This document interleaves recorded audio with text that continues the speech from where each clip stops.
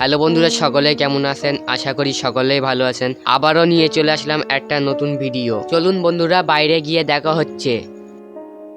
কয়েকদিন যাবত একটানা বৃষ্টি হচ্ছিল, তাই আমি দেখতে আসলাম কোথায় কোথায় পুকুর হয়ে আছে। প্রথমেই মাঠে চলে আসলাম মাঠের অবস্থাগুলো দেখতে। মাঠে এসে মাঠের অবস্থাগুলো যা দেখলাম, মাঠের ভেতরে এসে দেখতে পেলাম পুরো পুকুর হয়ে আছে। দেখে তো আমার মনটা পুরো ভেঙে গেল। খেলাধুলো আর করতে পারবো না, এক সপ্তাহ খেলা বন্ধ থাকবে। মাঠ থেকে বেরিয়ে রাস্তার অবস্থা দেখতে চলে আসলাম। বন্ধুরা, রাস্তার অবস্থাটা দেখে কি বলবো, আমার মনে হচ্ছিল অনেকটা দুধচা পড়ে আছে।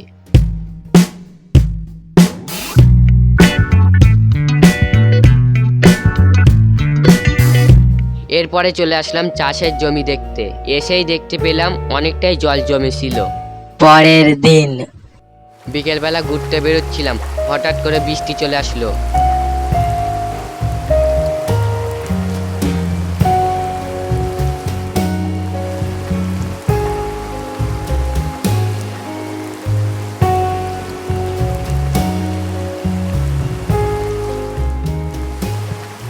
এই বৃষ্টির মধ্যে ছাতা নিয়ে হাঁটতে খুব ভালোই লাগছিল।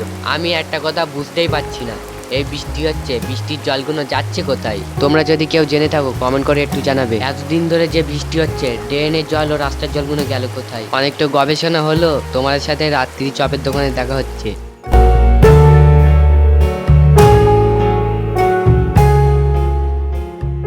এখন হচ্ছে সন্ধে, আর আমি চলে আসলাম আলম ভাইয়ের চপের দোকানের সামনে। এদিকে আমাদের আলম ভাই চপ ভাজছিল। অনেকক্ষণ দেখা দেখির পরে অবশেষে একটা স্যান্ডউইচ নিয়ে নিলাম। এদিকে আমাদের গেমারদা স্যান্ডউইচ রেডি করছিল। প্রথমে স্যান্ডউইচটা কেটে ভেতরে শসা কুচি দিয়ে দিল, তার উপরে একটু টমেটো সস দিয়ে দিল। এখানে স্যান্ডউইচটা খুব পরিষ্কার পরিচ্ছন্ন ভাবে তৈরি হয়। স্যান্ডউইচ খেতে অতটা ভালো লাগে না, কিন্তু হাতের ক্যালমাতে স্যান্ডউইচের টেস্ট দ্বিগুণ হয়ে যায়। স্যান্ডউইচটা খেতে এতটা ভালো ছিল, তোমাদের আর কি বলবো। বন্ধুরা, তোমরা যারা এই চপের স্বাদ গ্রহণ করতে চাও, তাহলে আলমের দোকানে চলে আসুন। ঠিকানা বাদুরিয়া দিঘিদার 3 রাস্তার মোড়।